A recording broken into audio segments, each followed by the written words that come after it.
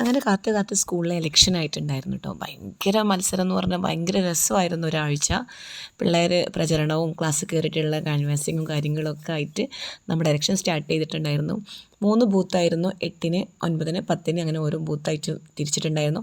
ഓരോ അധ്യാപകർക്കും അതിൻ്റേതായ ഡ്യൂട്ടീസും കാര്യങ്ങളും ഉണ്ടായിരുന്നു. പിന്നെ നമ്മൾ JRCയും സ്കൗട്ട് ആൻഡ് ഗൈഡും എല്ലാവർക്കും ഡ്യൂട്ടിയും കാര്യങ്ങളൊക്കെ ഉണ്ടായിരുന്നു കേട്ടോ. വീഡിയോ എടുക്കുമ്പോൾ ഞാൻ ഫോൺ എടുത്ത് തുടങ്ങിയാൽ എല്ലാവരും പറയും, എല്ലാവർക്കും ടെൻഷനാണ് കേട്ടോ.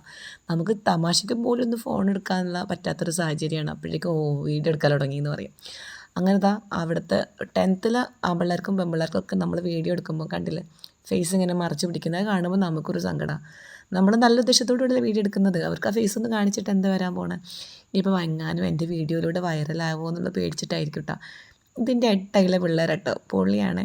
വീഡിയോ എടുക്കാൻ പറഞ്ഞ ആൾക്കാരാണ് ഇവർ. പക്ഷെ വീഡിയോ എടുത്ത് ചെന്നപ്പോൾ കണ്ടില്ലേ എല്ലാം തല തിരിച്ചു. ഈ ബൂത്തിലായിരുന്നു കേട്ടോ, ഈ 3ാമത്തെ ബൂത്തിലായിരുന്നു എനിക്ക് ഡ്യൂട്ടി ഉണ്ടായിരുന്നത്. അതായത് 8ാം ക്ലാസ്സിൻ്റെ ബൂത്തിലായിരുന്നു ഞങ്ങൾക്ക് ഡ്യൂട്ടി ഉണ്ടായിരുന്നത്. ഏകദേശം ഉച്ച വരെ നമുക്ക് നല്ല രീതിയിൽ കാര്യങ്ങളൊക്കെ നടന്നു. ഉച്ചയ്ക്ക് ശേഷമാണ് റിസൾട്ട് പ്രഖ്യാപനവും ഒക്കെ. അപ്പം നമ്മുടെ വോട്ടിംഗ് ഏകദേശം കഴിയാറായിട്ടോ. നമ്മൾ ക്ലാസ്സിനെ ബാധിക്കാത്ത രീതിയിലാണ് കേട്ടോ ഇലക്ഷൻ നടത്തിയിട്ടുണ്ടായിരുന്നത്. ഓരോ കുട്ടികൾക്ക് ഓരോ ക്ലാസ്സിന് നിശ്ചിത സമയം കൊടുത്ത് ക്ലാസ്സിനെ ബാധിക്കാത്ത രീതിയിൽ വളരെ സക്സസ്ഫുള്ളായിട്ട് നമ്മുടെ ഇലക്ഷൻ കാര്യങ്ങളൊക്കെ നടന്നു. പിള്ളേർക്ക് ചായയും കാര്യങ്ങളും ബിസ്ക്കറ്റും എല്ലാം നമ്മൾ കൊടുത്തിട്ടുണ്ടായിരുന്നു. അവരും ഹാപ്പി ആയിരുന്നു, നമ്മളും ഹാപ്പി ആയിരുന്നു. അങ്ങനെ ഏകദേശം ലഞ്ച് ബ്രേക്കിൻ്റെ സമയത്താണ് നമ്മൾ റിസൾട്ട് അനൗൺസ് ചെയ്തത്.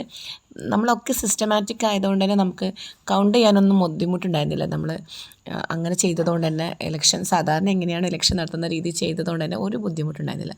ഇത് ലാസ്റ്റാണ് നമ്മൾ റിസൾട്ട് റിസൾട്ട് നമ്മൾ ഉച്ചയ്ക്ക് ലഞ്ച് ബ്രേക്കിന് പ്രഖ്യാപിച്ചിട്ടുണ്ടെങ്കിൽ കൂടി ലാസ്റ്റ് നമ്മൾ 7th പീരീഡ് കഴിഞ്ഞതിന് ശേഷമാണ് അവർക്ക് ആഹ്ലാദ പ്രകടനം നടത്താൻ വേണ്ടി ഒരു സമയം കൊടുത്തിട്ടുണ്ടായിരുന്നത്.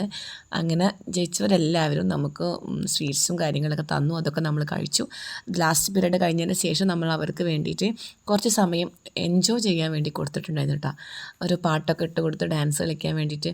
ഞാൻ ഒരുപാട് സ്കൂളിൽ വർക്ക് ചെയ്തിട്ടുണ്ടെങ്കിലും ഇത്രക്കും സപ്പോർട്ടീവായിട്ടുള്ള ടീച്ചേഴ്സാണെങ്കിലും പാരൻസ് കുട്ടികളാണെങ്കിലും അതേപോലെ എല്ലാ കാര്യത്തിലും നല്ല ഉഷാറായിരുന്നു. ഇലക്ഷനും നല്ല രീതിയിൽ തന്നെ ഭയങ്കര കുട്ടികൾക്ക് എന്താണ് ഇലക്ഷന്, എന്താണ് അവരുടെ അവകാശങ്ങൾ, വോട്ടെന്നൊക്കെ വളരെ വ്യക്തമായി മനസ്സിലാക്കി കൊടുക്കുന്ന രീതിയിൽ തന്നെയായിട്ട് കാര്യങ്ങളൊക്കെ കൈകാര്യം ചെയ്തത്.